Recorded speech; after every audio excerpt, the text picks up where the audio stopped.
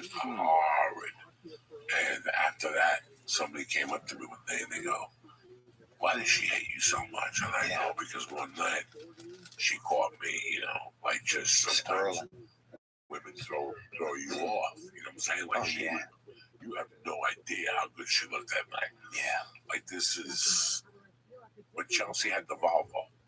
That's when she had the Volvo. Wow. She bang. She would go up to the store and do the 9:15 spot every night. Fucking bang. But I never met her before. Yeah. I never met her before. I saw her and we started talking. And the next minute we were talking about cocaine and shit. And next thing you know, I'm like, "Chelsea, I gotta tell you something. You look fine in a mother. Wow, yeah. Let's go somewhere and do some blow." And she was like, "What the fuck are you talking about? Get the fuck out of you, disgusting fat slob." Really? Were you fatter?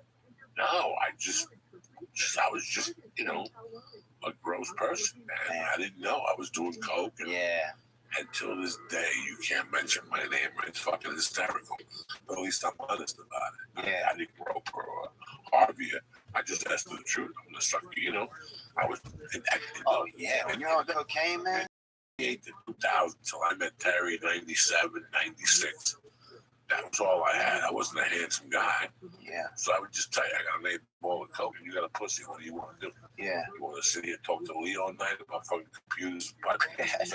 Or you want to come up to the room and get your little monkey eating a coke? Yeah. You can say it to 10 women, 2 of them are going to go home. Oh, dude, I'm about to go home with you. If you say that right now. If you go up to say that, one of you is going to take you up on your fucking own. Yeah. You want me to fucking... It was crazy. Hunt that fox with this rock. It was fucking crazy. Oh, dude, that was crazy. So I remember, man. And she, I remember she came into I was working at some club over there. They used to have that. When I moved to town, man, I really started doing comedy in Los Angeles. When I really think about it, like, I think the first time I ever went up on stage was in New Orleans, but after that, I just happened to be out here. I came out here to visit a buddy, and then next thing you know, they had comedy. I ended up living with my friend, and they had comedy down the street from us over on San Vicente, over in Brentwood. And so they had a place over there. That guy with the wooden leg used to run it. TJ, White Boys of Comedy, Mark Franco, and TJ Mark, somebody, not TJ Mark Walters, different TJs. But it was 2 blocks away, so I walked down there on Wednesday night. They started letting me get up. But anyway, Bruco had a room over there in Westwood.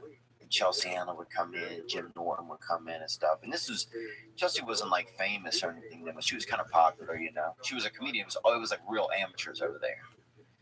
And I just didn't like her. I went and did her show one time, and she wouldn't even look at me. And she just treated me. And then on social media and stuff, and social media is not a good way to judge somebody, but sometimes we do. And she just doesn't seem to have any empathy for people. There's something about her that makes me seem like she's just disconnected. When you did the TV show for her. Yeah. How many times did you do it?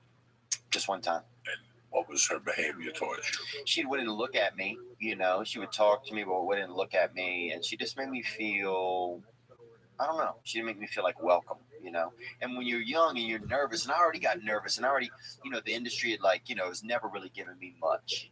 This industry's never given me much. It's crazy to me. You're just getting a show over there at Fox, or I don't know if we can talk about that or whatever, but, or an opportunity for that, It's like, it's crazy. It's like, but anyway, I've always had that little bit of chip on my shoulder maybe, but yeah, she just made me feel like, I don't know, like I wasn't funny or I wasn't good enough or just stuff like that, There's nothing worse than going on something and somebody shuns you and you expect it. Yeah, because I had expectations. At least there'd be some niceness, like there's some excitement. Instead, it was like she's just kind of like this star, this thing.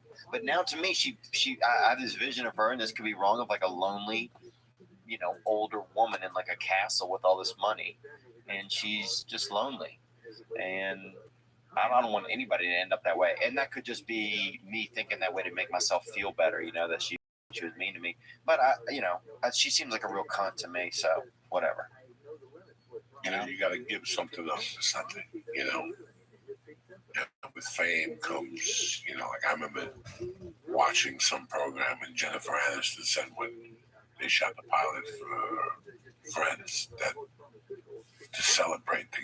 Vegas. The executive producer took everybody to Vegas. Wow. And then gave them each $500 and said, walk into the casino. We can gamble this because that's the last time you're ever going to be able to walk through a casino again. Wow. That's how big you guys are going to be, you know. They knew it out of the gate, huh? They knew it out of the gate, you know. And it's so weird how you... That's amazing. Listen, man. I was in this for so long, and I struggled for so long as a human being, that no matter what you throw at me now, it wouldn't change. Yeah. I'm done. Right? Yeah, you already baked. You only had me to go crazy when I was maybe up to 32. Yeah. 33, 34. Yeah, I would have gone into crazy. I would have gone drug crazy at that age. But it's like being somewhere where you don't belong. I always stress that because one day you're going to do that and you're going to see how bad you feel. And you're going to think of me as a comedian or an actor.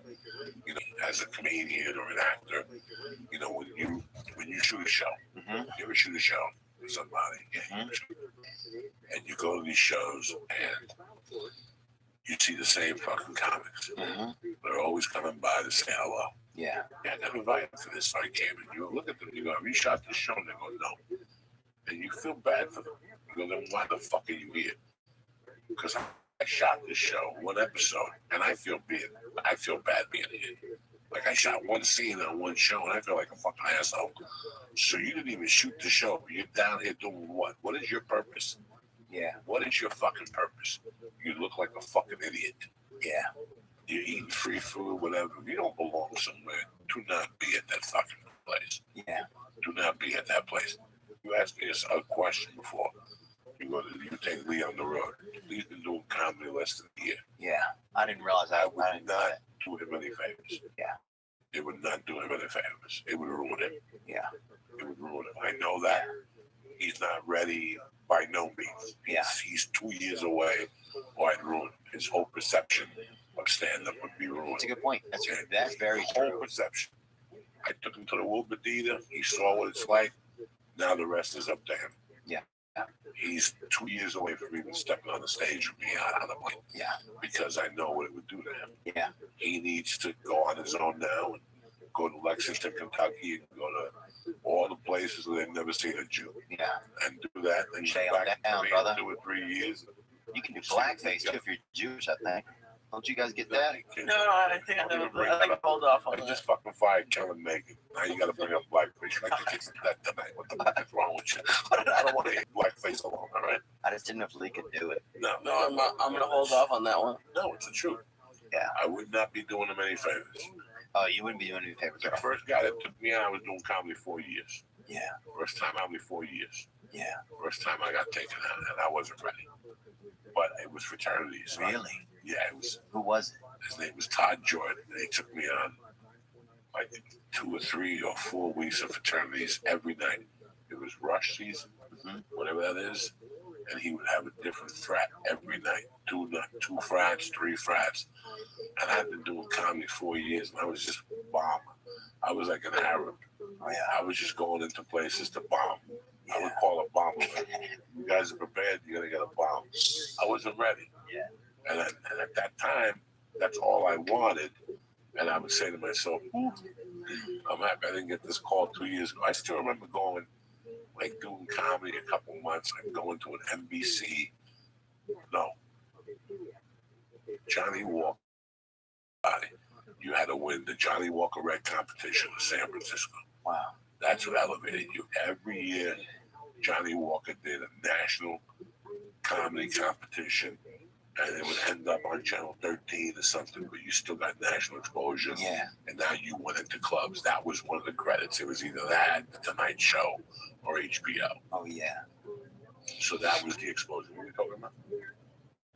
The first time Todd Jordan taking on the road. So Todd Jordan. Like Johnny, you weren't ready, you said. I was almost ready. You were bombing. Sorry, you were, yeah, I was you were bombing. not saying that. He took me on a 3-week camp. Wow. What that is 3 weeks of doing comedy every night. 3 weeks, 5 nights a week. And you get to adjust. And that really helped me right away. That was 3 weeks. I was a better comic. And then I was doing triple. Then I started doing triple runs. Yeah. I did triple runs for 4 years. Wow. And that's a complete different adjustment. That's every night you got to adjust, plus drive 8 hours, plus fucking do radio. Oh yeah, that's fucking navigational comedy. You know, sometimes you finish the gig and drive that night because you got an 8-hour drive. I might as well get to the hotel and sleep all day. You know, it teaches you how to deal with this. Yeah, that's what I struggle with now. Yes, a Is lot of people not taking care of myself and not timing things well. A lot of people don't know. You know, there was a comic. His name was Doug Williams, a great guy. Great guy. He created a show. He got Martin to sign off on it. Wow. And it was one of the first comedy shows to go to Stars. Stars was a black network at the time, and they had a comedy series. Mm-hmm. And it did like 3 years. That guy today, a friend of mine called me and said he wanted a cruise ship. He saw Doug Williams on a cruise ship. Wow. What happened was Doug Williams he went to a roast. Oh yeah, Jamie Foxx. And Jamie Foxx tore him up. That's kind of mean of Jamie Foxx. Did you think that? It was very mean of Jamie Foxx, but the problem was he didn't belong there. He did not belong there. No, he was nobody to belong there. He was too young to be up there. Not too young. He just didn't belong there. Just did not belong in that room. He knew it, but he was a gabon. His eyes were bigger than his stomach, and he went there anyway. They got burnt. Yeah. And that ended everything. You cannot go somewhere where you do not belong in comedy or in life. Right. If you don't belong there, don't go down there because you're gonna get in trouble. Yeah, that's really With stand up, I hate that shit. When people say I'm out there, what do they call it? Running the light? No. What do they call it? When they go out and mingle, there's a name for that. Networking. Oh yeah. Fuck that. Rub my balls on your network. I've never been a networker. You networking on stage. Yeah. You networking on stage. I've always been nervous to talk to people. I used to be nervous when I would come in here. I used to be nervous when there's some comedians that still make me kind of nervous sometimes. I see them, to be around. It's just because you don't know them well. You always look up to them, and then you see them, and it makes you nervous. Well, the worst thing about a comic that you look up to is when you go to the store and you meet them. And this happens to comics or me probably.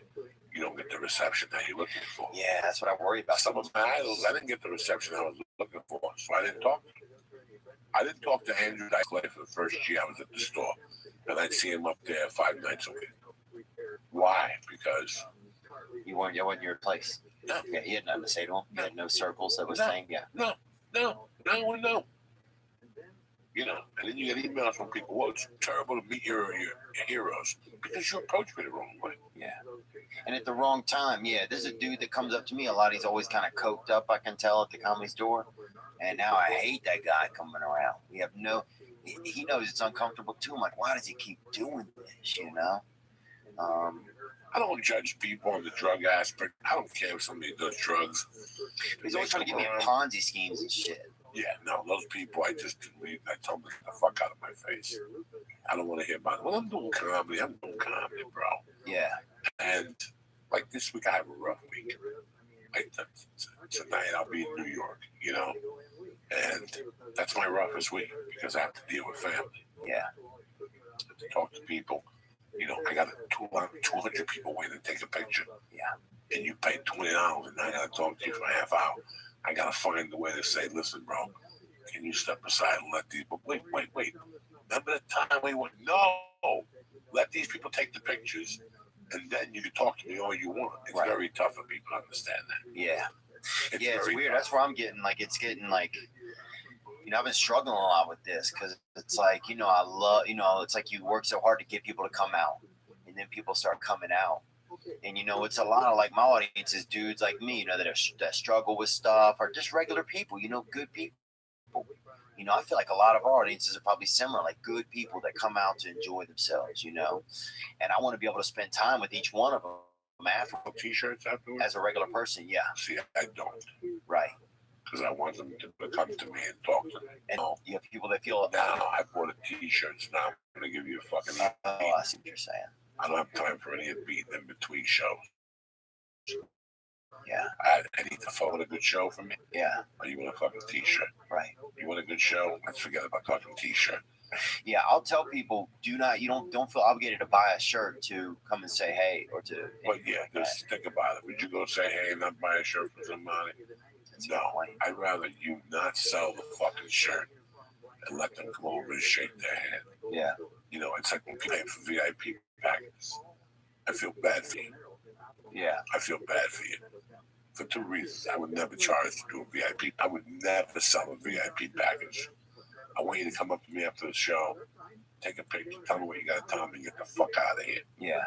If you pay me the $85 for a VIP, that means I got to hear your fucking ear beating for 2 hours. Yeah. We don't have 2 hours. Right. I want you to come to the shows. I want you to enjoy yourself. I want you to take a picture. We're going to communicate while we're taking a picture. And then you got to go. There's 200 people behind you. Right. You know what I'm saying? I don't ever want to take money from somebody to feel that I have to talk to them after a show. Yeah. So they can come to a certain gated area. I think that is the most grossest. Is that how they do that? Yeah, when you sell a VIP package and 20 people come in the back afterwards, talk to you, take a picture with them. Listen, how about we do this? How about I don't sell you dick? You shake my hand, we take a picture, you go your way, I go my way. Yeah. We talk for 2 minutes. You know, you got to be considerate of people. Right. And that's it. And most people are, but here's the thing that I'm running into, right? And so this is a good thing I can ask you actually, because you have experience, is I'm noticing like, so I'll go out after the first show, right? And there's a line, like you say, there's 100, 150 people wanted to say, hey, meet me, and I want to meet them. Joe Rogan Experience. During my day, Joe Rogan Podcast by night.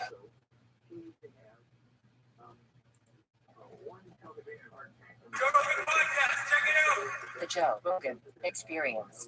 During my day, Joe Rogan Podcast by night, all day. Jamie looking yoked like a motherfucker, hitting balls across the fucking desert. Yeah, he's addicted to that golf. See him out there with the simulator. Just He told me he was out in the backyard. Good for him, man. What? You still won't hit a golf ball? I've hit a couple.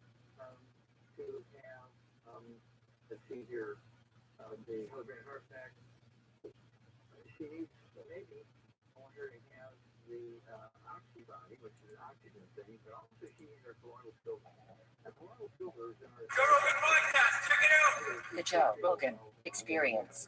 During my day, Joe Rogan Podcast by night, all day. Jamie looking yoked like a motherfucker, hitting balls across the fucking desert. Yeah, he's addicted to that golf. See him out there with the simulator. Just He told me he was out in the backyard. Good for him, man. What? You still won't hit a golf ball? I've hit a couple. But then by the end of that, I am so like just exhausted emotionally, bro, that then it's like the second show, I find myself being more temperamental because like all of like your kindness and you just feel a little empty, and I don't mean that in a bad way. Like I don't care about those people. It just gets hard. You know what I'm saying though? And am I complaining? Is that like just like a? No, you're not complaining. But people who will listen to this have to decide what they want. I have to decide what do I want. Yeah. Me, I want to see a fucking great show. Yeah. When I go anywhere, to a concert, anything, I want to see it great. $6 was worth it. My $27.50 was worth it. So for me to do that, guess what? Sometimes, number one, the shows are sold out. Yeah. The staff, as soon as I get there Thursday, they say to me, listen, you're sold out Friday and Saturday. We only have one exit. Is there any way you can't come out in between shows?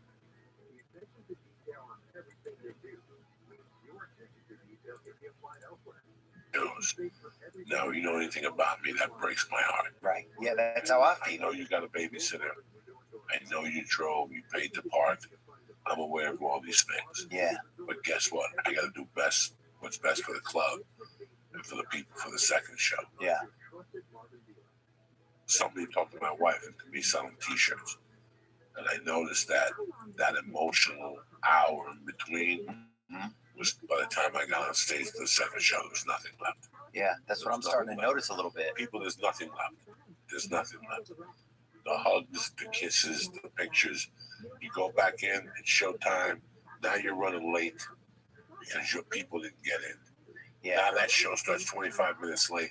That means there's 20. Every time a minute ticks past showtime, is one more minute they'll be drunk. Right. Right. Yeah. And And they're now you drunker. have this Now the confusion. babysitter's later. There is nothing that pisses me off more than a club that starts a show late. Yeah, me either. You want to not make me come back to your club, Yeah. start a show late. 7 o'clock to 7:05. I understand people are driving. Right. At 9:30 is 9:35. Yeah. I don't want to be on stage at 12:30 at night for a 9 o'clock show. Yeah. Fuck that. That's So why. what do you do then? That's What do why. I do? You know, man, if the first show is sold out, I cannot go out. If the first show is sold out, the club does not want you to go out. And your fans are okay with that? They have to be. Yeah. They have to be. We're not in the picture business. We're in the comedy business. I'm in the business of giving you the best show that I can give you. Yeah. So for me to be able to do that, I can't be out there in between shows slinging shirts with glasses on, taking pictures. You're absolutely right. It draws your energy. Yeah. You know, this is the week that everybody wants to take me out to dinner at 5 o'clock. Lisa, you know me a long time. You don't see me out before. Yeah. You do not see me out before. Those 3 hours before the show, those are my time. Right. I put my feet up. I watch an episode of Sons of Anarchy. Yeah. I hit the vapor pen, and my notebook is wide open. There's a pen close by. And I also got another notebook open somewhere else. For what is that? Whatever comes to my mind. Comedy over here, and the story over here. Sons of Anarchy over here. A glass, 2 things of water, a pack of nicotine gum, Yeah. and a vapor pen. And that's what I do from 4 to 7. That's Okay. cool, huh? Show starts at 7:30. About 6:15, I start stretching. I throw some punches. I turn the shower on. I let the shower get nice and hot. I start stretching a little bit just to get my body Yeah, man. to work. Yeah. That's what you do. No, I I'm don't feeling wanna talk to- I don't want to talk to anybody. Yeah. Hey, how you doing? I can, my agents, they're great. You sit here all week. Yeah. But on Friday at 6:30, They want to call you. Listen, call your mother on a Friday at 6:30. I'm only concerned with the 2 shows. Yeah. That's all I'm concerned about. And this is what works best for you. This is what works best for me. Yeah. A great headliner once told me, Mhm. great headliner once told me that if you headline, rest is the most important thing. For me to give the audience the show I want, Yeah. there's no dinners at 4. I'm not meeting you to smoke out. I'm not meeting nobody. Yeah. I'm not meeting nobody. Man, it's so When crazy. you pay I 20 needed a lot. I when you needed to pay- talk about that. When you pay $25 to $28 to see me, Yeah. you don't see me out of the hotel room. There's no. This Thursday, I go to do 2 podcasts in New York. You see the show. And Friday, and I'm back in my room by 1. And Friday, I go to the cemetery and bring flowers for my mother. Yeah. Besides that, nobody sees me. The reason why I stay where I stay is because it's 2 of my favorite places. Yeah. And this hotel has breakfast for free. Yeah, I like that. And even though it's a half a Hindu hotel, Yeah. the eggs are good. It's white bread, and they got oatmeal that's fucking out of this world. Mm. So I'm at least held over to one of my friends could pick me up at 10 from my show. Mm. That means there's no T-shirt. Yeah. There's no contact in between shows. In between shows, I sit, I reflect on the last show, and I reflect how the next show is going to be better. Interesting. That's it. I don't care if my mother's there. I don't care if your grandfather's coming. I don't really want to do much. Yeah. I don't really want to do much. Wow. Wow. Wow. Game Wow. day is game day for us. People work hard for their dollar, and I have to give them their value for their dollar. And for me to give them the value for that dollar, Mhm. I gotta take care of myself. Yeah, that's what I'm struggling with right now. I gotta take care of I'm myself. feeling exhausted. a So lot. Friday night, you stay up. Like Friday night's my pill night. If somebody gives me a pill at the show, I take it. I bring back a protein bar, maybe a fucking Banana. a banana. Yeah. Maybe I have an apple from the lounge. I go upstairs and I drink soda, and I watch 2 or 3 episodes of something. I have no curfew on Friday night. Yeah. That means Saturday morning I wake up nice and early. I eat breakfast, a nice breakfast. I smoke a joint. I go for a nice walk at 8:30. I go for a half a mile walk just to let my body know I'm alive. I go back to the room. I watch a little Netflix. I pass out for another 3 hours. Now I get up, take a shower, and I go for a nice lunch, a nice cut of salmon, a nice salad, water. You take good care of yourself. And you go back to your hotel room and you write for an hour. And while that hour, you're writing, you're digesting your meal. So now at 4:30, you go down to the hotel gym. And you stretch out, you do 25 minutes on the elliptical, 10 minutes on the bicycle, and you throw some weights around 45 minutes. You get that funk out of your system. Now that energy's because now you're building your own energy. You're working on your own chi. You're not letting the world just give you a jump. No. I don't want to hear your stupid stories, Jack. I ain't got time for that. I'd rather not have physical contact all day. And Lee knows, anybody who goes on the road with me, they know. They see me for breakfast, lunch. I don't see you till post time. I love you to death. I don't want to see nobody. Yeah, man, that's That's the best show I can give you as Joey Diaz. If I deter from that plan, we don't have a big show. So after the second show, you'll do the pictures. Experience. I'm trying my day, Joe Rogan podcast by night. All day. Jamie looking yoga. Like a motherfucker. They balls across the fucking desert. Yeah, he's addicted to that golf. You should see him out there with the simulator. Just He told me he was out in the backyard. Good for him, man. What? You still wanted a golf ball? I've hit a couple golf balls. I'm just not going to play golf. Okay. For the second show, I'll do the pictures. What? Get addicted to it. They're all addicted. Ron White, Tony Hinchcliffe, him, all these guys. They're addicted. Look at them. He's over there chilling. The bug. They go every day? You guys go every day? He's on the simulator every day. The kid motherfucker can whack a golf ball. It's like shooting jump shots, though. You got to practice the jump shots. Yeah, you got to practice the jump shot. Yeah. Yeah. Tremendous. How long does it take you to do? 22 fucking years. Jesus. And then I hooked up with Erica Florentine, Jimmy's niece, and she put it all together for me. I'm happy I did it and got it over with. Nice. I got all that shit off my fucking chest.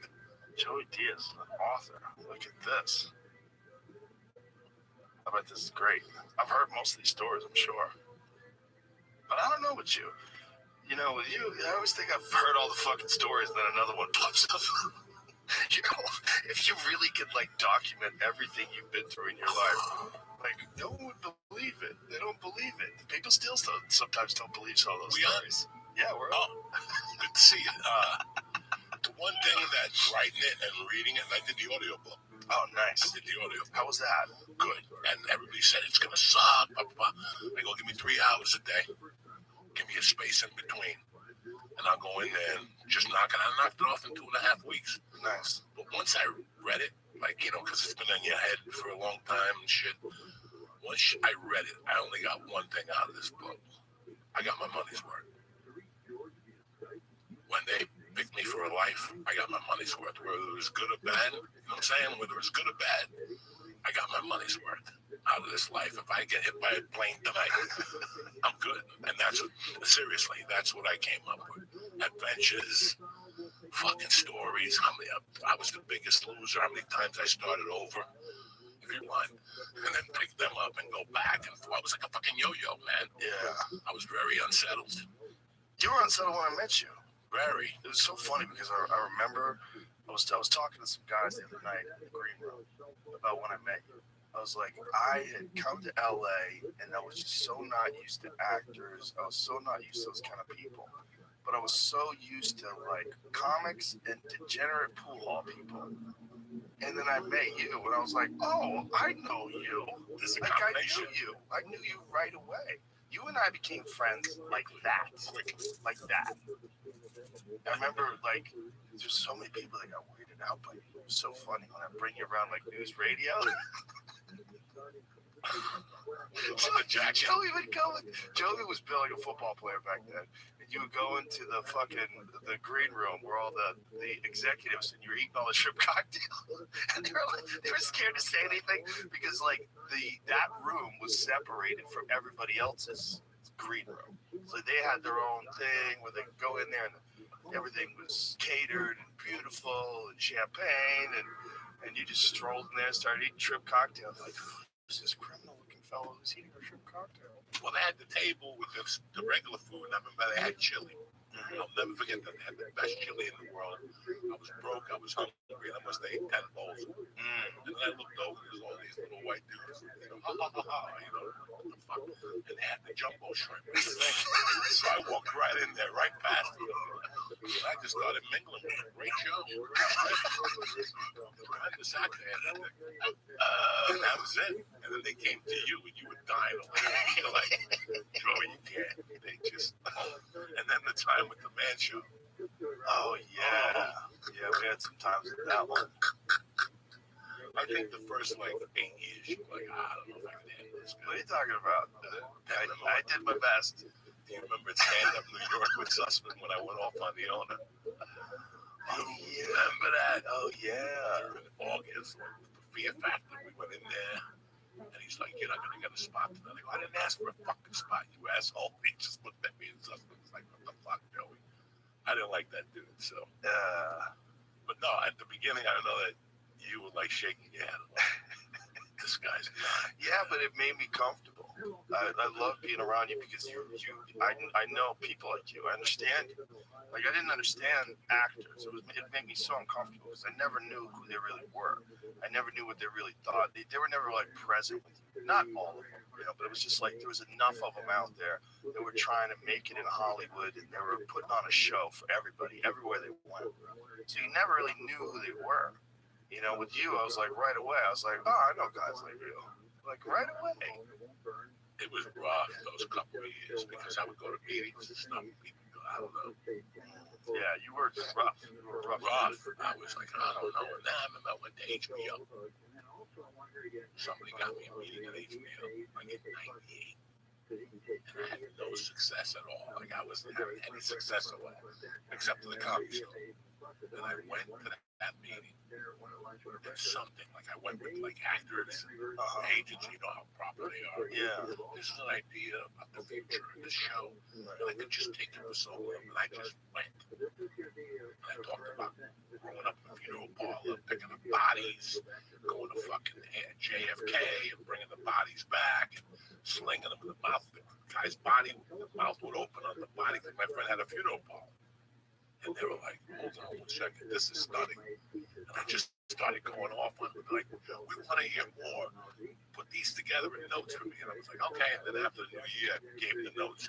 And I was on fire. Like, I didn't tell anybody about these. Some guy here pocketed me and took me to a meeting. And that was 6 Feet Under. So we were on, I was like, okay. And they were like, we don't know if this is going to work. But then they turned me down. They go, we like the idea, but funeral ideas haven't worked. After this went on for 2 months, and then 6 months later, fucking 6 Feet Under came out. I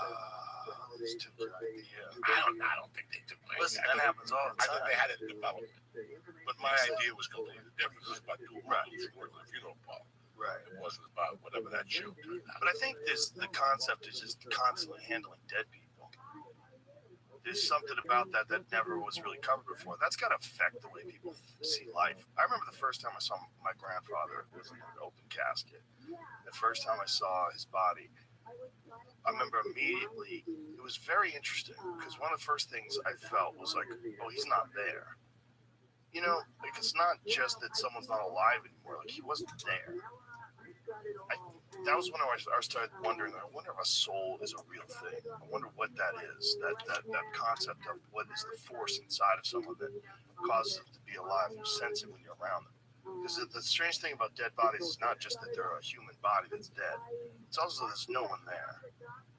You know what I'm saying? Like, you have a feeling that's very intangible.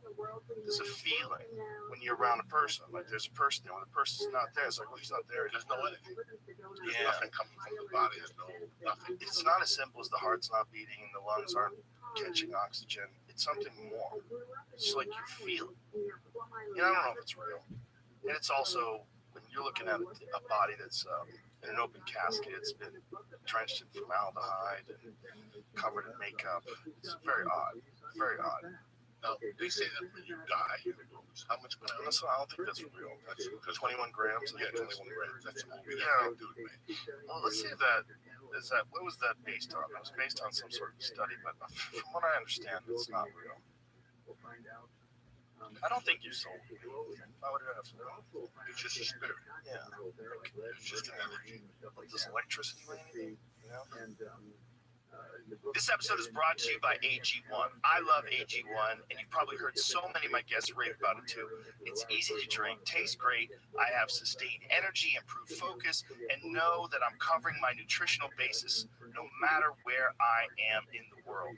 I've been taking AG1 since 2018, and you are gonna love how it makes you feel. But if you're still on the fence, the folks at AG are giving you 90 days to give it a shot. If it's not for you, just say the word and you get your money back. No questions asked. You've literally got nothing to lose. Each scoop of AG1 is packed with 75 high-quality vitamins, minerals, superfoods, probiotics, and adaptogens that support cognition, immune health, gut health, and digestion. Order now and you get a free 1-year supply of immune-supporting AG vitamin D3 and K2 and 5 free AG1 travel packs with your first purchase at athleticgreens.com/Rogan. Supporting your health should be simple and it doesn't get easier than AG1. Go to athleticgreens.com/Rogan to check it out.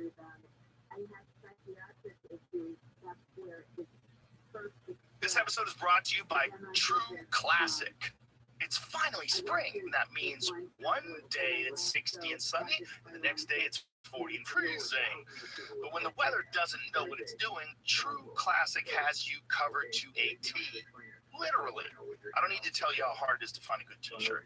Too often they're expensive, they're itchy, they're uncomfortable. But here's what I like about True Classic. Their best-selling t-shirts are stylish, affordable, and ridiculously comfortable. They're fitted in the chest and sleeves with just enough room in the torso so you can breathe and look your best. And it's not just t-shirts. True Classic is your one-stop shop for your entire wardrobe, including polos, long sleeves, and jeans. From straight fit to slim. And for a limited time, you can upgrade your wardrobe with 25% off using the code Rogan at trueclassic.com. Again, for 25% off, use the code Rogan at trueclassic.com. Tap the banner to shop now. I grew up going to a lot of weights.